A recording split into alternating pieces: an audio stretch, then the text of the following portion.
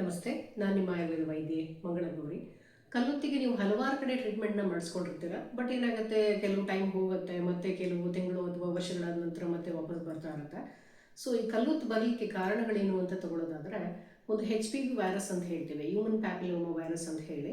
ಇದು ಕಾಲಲ್ಲಿ ಯಾವುದಾದ್ರು ಸಣ್ಣ ಪುಟ್ಟ ಕ್ರ್ಯಾಕ್ಸ್ ಅಥವಾ ಸಣ್ಣ ಪುಟ್ಟ ಗಾಯಗಳಾದಾಗ ಅದ್ರ ಮೂಲಕ ಇನ್ಫೆಕ್ಷನ್ ಆಗಿ ನಿಮ್ಮಲ್ಲಿ ಕಾಲಲ್ಲಿ ಕಲ್ಲುತ್ತು ಫಾರ್ಮ್ ಆಗ್ತಾ ಹೋಗುತ್ತೆ.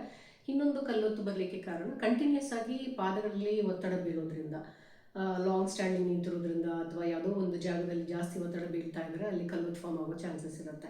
ಮತ್ತು ಬರಿಗಾಲಲ್ಲಿ ಯಾರು ಓಡಾಡ್ತಾರೆ ಅವ್ರಗಳಲ್ಲೂ ಕೂಡ ಕಲ್ಲೊತ್ತು ಆಗೋ ಚಾನ್ಸಸ್ ಇರುತ್ತೆ. ಮತ್ತು ಇನ್ನೊಂದು ಕಾರಣ ತಗೊಳ್ಳೋದಾದರೆ, ಈ ರೈತ ಬಾಂಧವರಲ್ಲಿ ಈ ಕೆಸರು ಗದ್ದೆಗಳಲ್ಲಿ ಬರಿಕಾಲಲ್ಲಿ ಓಡಾಡ್ತಾ ಇರ್ತಾರೆ. ಸೊ ಅಲ್ಲಿ ಯಾವ್ದಾದ್ರು ಕಳೆ ಚುಚ್ಚಿದಾಗ ಮಾಡಿದಾಗ ಅವ್ರಗಳಲ್ಲಿ ಕಲ್ಲೊತ್ತಾಗೋ ಚಾನ್ಸಸ್ ಇರುತ್ತೆ.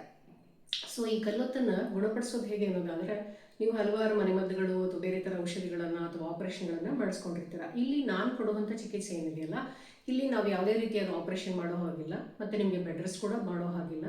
ಸೊ ನೀವು ನಿಮ್ಮ ಕೆಲಸವನ್ನು ಏನು ದಿನನಿತ್ಯ ಕೆಲಸಗಳನ್ನು ಮಾಡ್ಕೊಳ್ತಾ ಇದ್ದೀರಾ ಅದನ್ನು ಮಾಡಿಕೊಂಡೇ ನಮ್ಮಲ್ಲಿ ನೀವು ಔಷಧಿನ ತೆಗೆದುಕೊಳ್ಬೋದು. ಹೊರಗಡೆ ಹಚ್ಚಲಿಕ್ಕೆ ಒಂದು ಆಯಿಂಟ್ಮೆಂಟ್ ಕೊಟ್ಟಿರ್ತೇನೆ ಅಷ್ಟೇ.